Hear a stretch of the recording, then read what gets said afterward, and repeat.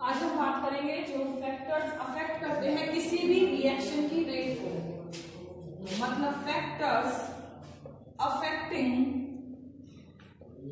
Rate of reaction. बहुत सारे factors होते हैं जो किसी भी रिएक्शन की स्पीड को अफेक्ट करते हैं। कौन कौन से फैक्टर्स हैं? Concentration of reactant, nature of reactant, temperature, surface area, presence of catalyst.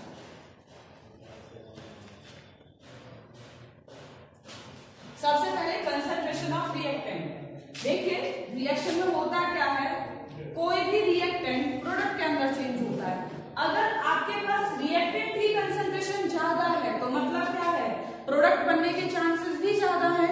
तो इससे मैं कह सकती हूं कि अगर कंसंट्रेशन ज्यादा है तो जो रेट है रिएक्शन की वो भी क्या होगी, ज्यादा होगी।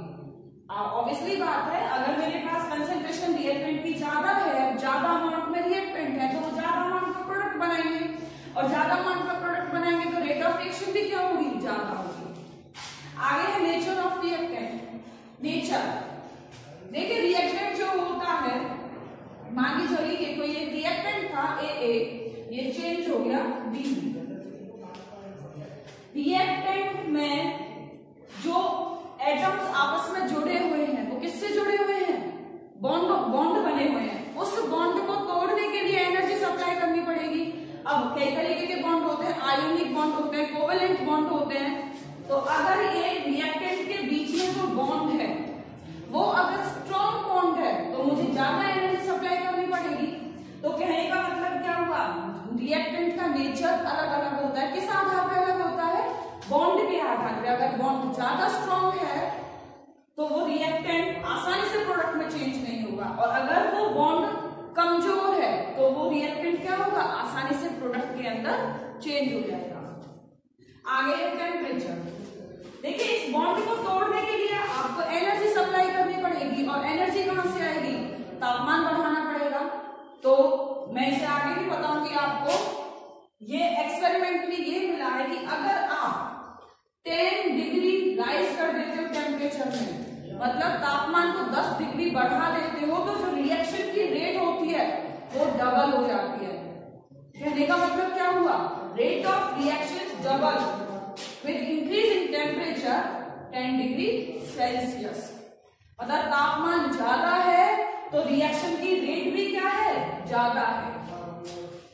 आगे है सरफेस एरिया। सरफेस एरिया ज्यादा होगा तो रिएक्टेंट जो है वो जल्दी जल्दी से प्रोडक्ट में चेंज हो जाएंगे। क्यों? क्योंकि बॉन्ड जो होते हैं रिएक्टेंट के बीच में उनमें चेंजमेंट्स आते हैं। ये सरफेस थ्योरी हम बाद में पढ़ेंगे इस यूनिट के अंदर। तो अभी इतना पता होना चाहिए कि अगर सरफेस एरिया ज्यादा होगा तो रिएक्शन की रेट भी क्या होगी, ज्यादा होगी। आगे है प्रेजेंस ऑफ कैटलिस्ट। इस सब प्रेजेंस ऑफ कैटलिस्ट में सबसे पहले ये पता होना बहुत जरूरी है कि कैटलिस्ट होते क्या हैं। कैटलिस्ट क्या होते हैं? कैटलिस्ट वो सब्सटेंस होते हैं, वो एंजाइम भी होते हैं, केमिकल्स भी होते हैं, जो कि रिएक्शन की रेट को चेंज कर देते हैं without undergoing any change in itself. इसका मतलब क्या हुआ, ए चेंज हो रहा है बी के अंदर, किसकी प्रेजेंस में, कैटलिस्ट की प्रेजेंस में। अगर मैंने कैटलिस्ट डाल दिया तो ए बहुत जल्दी बी में चेंज हो जाएगा। और आप अगर कैटलिस्ट को देखोगे तो इसके अंदर खुद के अंदर कोई चेंज नहीं आएगा। जब रिएक्शन खत्म हो जाएगी तो आप इस कैटलिस्ट को एज इट इज बाहर निकाल सकते हो। तो एक बार फिर से रिपीट कर देते हैं। कंसंट्रेशन ऑफ रिएक्टेंट अगर ज्यादा होगा तो रेट ऑफ रिएक्शन भी ज्यादा होगा। नेचर ऑफ रिएक्टेंट पे डिपेंड करता है, अगर बॉन्ड ज्यादा स्ट्रॉन्ग है तो वो आसानी से प्रोडक्ट में चेंज नहीं होगा। टेम्परेचर हर 10 डिग्री सेल्सियस राइज करने पे टेम्परेचर में रिएक्शन का रेट जो होता है वो डबल हो जाता है। सरफेस एरिया ज्यादा होगा तो रेट ऑफ रिएक्शन भी ज्यादा होगा। कैटलिस्ट की प्रेजेंस ऑफ कैटलिस्ट में है, अगर कैटलिस्ट उपस्थित है तो rate of reaction double triple पता नहीं कितने 100 टाइम्स 1000 टाइम्स रिएक्शन का रेट जो है वो इंक्रीज हो जाता है।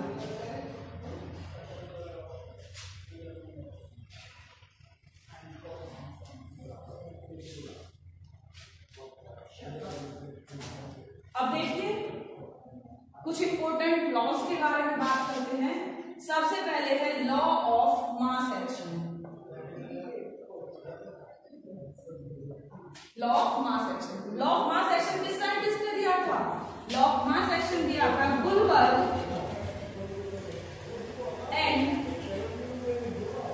वेगे in 1867। Law of mass action जिन साइंटिस्ट ने दिया था वो ये है, दिया था 1867 में। लॉ ऑफ मास एक्शन क्या कहता है? देखिए आपके पास कोई भी रिएक्शन है,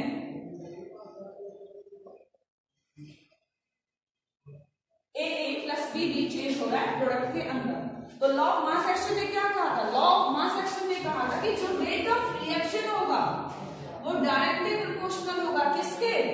कंसंट्रेशन के प्रोडक्ट के। कंसंट्रेशन A और B, प्रोडक्ट का मतलब गुना, रिएक्टेंट के जो कंसंट्रेशन है उनकी गुना, और इनकी पावर क्या होनी चाहिए? स्टोइकियोमेट्रिक वैल्यूज के बराबर। उन्होंने कहा था कि rate of reaction is directly proportional to the product of concentration of reactant raised to their power equal to the stoichiometric values.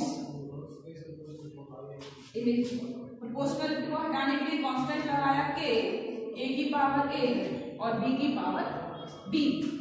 पर जब इसमें एक्सपेरिमेंट किए गए तो ये गलत साबित हुआ। कैसे? उसमें पता चला कि जरूरी नहीं है कि कंसंट्रेशन की जो पावर है वो स्टोइकियोमेट्रिक वैल्यूज के ही बराबर हो भी सकता है स्टोइकियोमेट्रिक वैल्यूज के बराबर हो, और हो भी सकता है कि स्टोइकियोमेट्रिक वैल्यूज के बराबर ना हो। तो इसी को चेंज करते हुए एक दूसरा लॉ आ गया जिसे नाम दिया गया रेट लॉ। रेट लॉ ने क्या कहा? यही बस इसको ही चेंज कर दिया।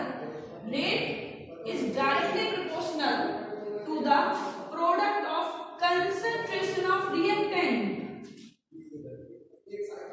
raised to some power। some power का मतलब क्या है? कुछ पावर हो सकती है। अब वो पावर क्या होगी? वो एक्सपेरिमेंटली डिटरमाइन होती है। तो मैं यहाँ लिख सकती हूँ a की पावर अल्फा और b की पावर बीटा। ये अल्फा और बीटा हो भी सकता है ये a और b के बराबर हो, और हो भी सकता है ये a और b के बराबर ना हो। दोबारा डिस्कस करते हैं। दो लॉ आए थे, लॉ ऑफ मास एक्शन और एक आया था rate law. Law of mass action ने क्या कहा था कि जो रेट ऑफ रिएक्शन होती है वो डायरेक्टली प्रोपोर्शनल होती है किसके?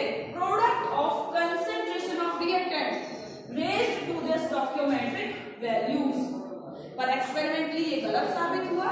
उसके बाद में रेट लॉ आया जिसने कहा कि rate is directly proportional to the product of concentration of reactant raised to some power. Some power का मतलब क्या है? हो भी सकता है ये अल्फा और बीटा a और b के बराबर हो, और हो भी सकता है ये बराबर ना हो।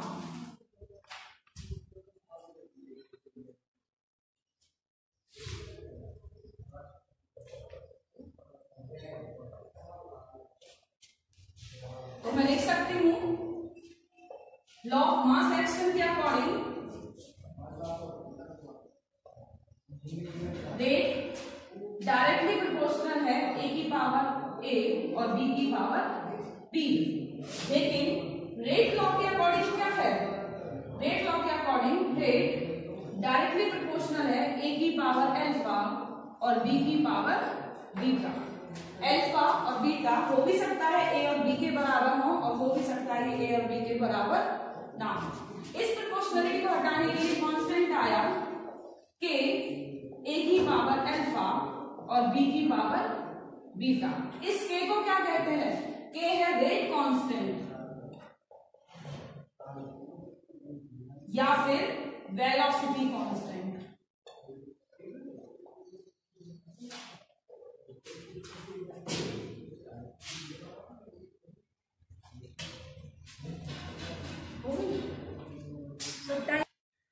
रेट लॉ के अकॉर्डिंग रेट k, a की पावर अल्फा, b की पावर और बीटा जो है, अगर मैं इन्हें जोड़ दूं तो ये मुझे क्या बताएंगे? Order of reaction. क्या बताएंगे? Order of reaction. तो ऑर्डर ऑफ रिएक्शन क्या है? अल्फा और बीटा के सम अप करने के बाद जो वैल्यूज आती हैं वो होती है ऑर्डर ऑफ रिएक्शन। अगर अल्फा प्लस बीटा की वैल्यू 0 है तो रिएक्शन कहलाएगी जीरो ऑर्डर रिएक्शन। अगर अल्फा प्लस बीटा की वैल्यू 1 है तो ये कहलाएगी फर्स्ट ऑर्डर रिएक्शन।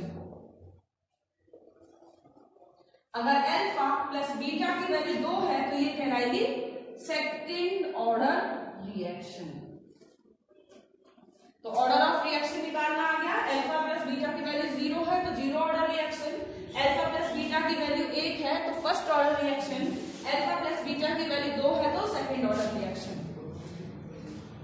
कोई भी एक न्यूमेरिकल इसके ऊपर उठते हैं, जैसे कि कोई भी एक सवाल दे दिया, उन्होंने कहा कि रेट लॉ किसी रिएक्शन के लिए ये मिलता है।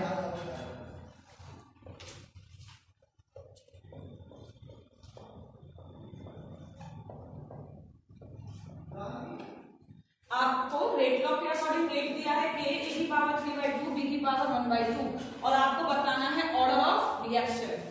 तो सिंपल सी बात है, ऑर्डर ऑफ रिएक्शन क्या है? यहाँ अल्फा की वैल्यू 3/2 है, बीटा की वैल्यू 1/2 है, सम अप कर देंगे 3/2 प्लस 1/2।